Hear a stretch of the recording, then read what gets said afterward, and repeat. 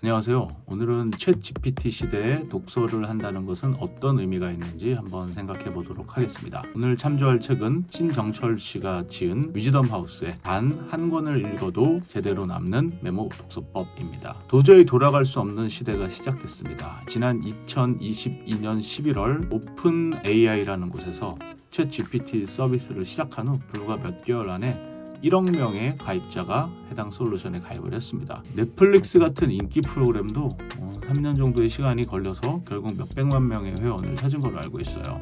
근데 챗GPT는 이거를 수개월 만에 끝낸 거죠. 어제 누군가 저한테 이렇게 얘기하더라고요. 우리는 책을 그러면 어떻게 읽어야 할까? 우리는 책을 읽어야 하나?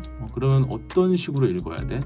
한번 생각해 보지 않을 수 없는 질문이라고 생각을 합니다. 신정철 씨의 책을 살펴보면요, 거기에 이런 내용이 납니다. 인간은 언어라는 필터를 가지고 사고를 하고 있고요. 그 필터는 현실로부터 독립되어 있습니다.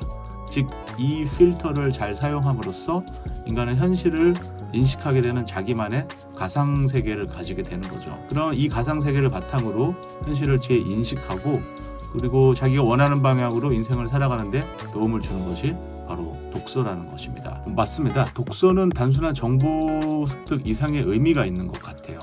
우리는 독서를 통해서 여러 가지를 배우기도 하고요. 사고력을 기르고 현실을 해석해서 자신이 원하는 방향으로 스스로의 인생을 움직이면서 추진해 나갈 수 있는 그런 원동력을 얻게 됩니다. 챗 GPT가 아무리 발전한다고 해도 결국 현실을 살아가는 건 나잖아요. 주어진 삶을 온전하게 살아가기 위해서는 책을 읽으며 생각하고 이것을 다시 한번 정리해보는 그런 시간이 필요할 것 같습니다. 그래서 우리는 여전히 아직도 독서가 필요합니다. 책에서 권유한 독서의 방법을 한번 살펴볼게요. 저자는 이렇게 얘기합니다. 우선 많이 읽고 많이 쓰고 많이 생각해라.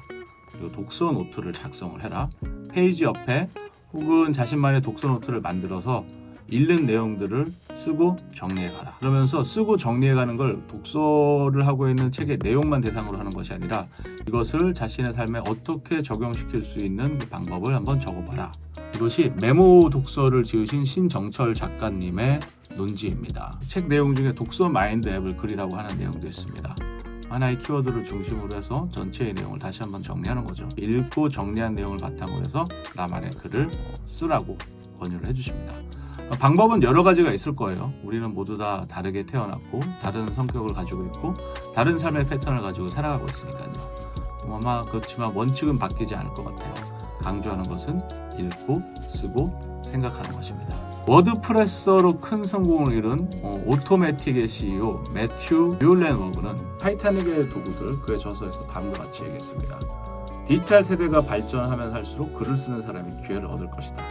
오늘날 큰 성공을 거둔 모든 사람들은 말하기와 글쓰기에 탁월한 실력을 갖추고 있음을 우리는 어렵지 않게 발견한다. 글을 잘 쓰는 사람이 미래를 얻게 될 것입니다. 무엇보다 좋은 독서는 사람의 삶에 자유의 날개를 달아주는 것 같아요. 누군가에게나 삶은 녹록하지 않습니다.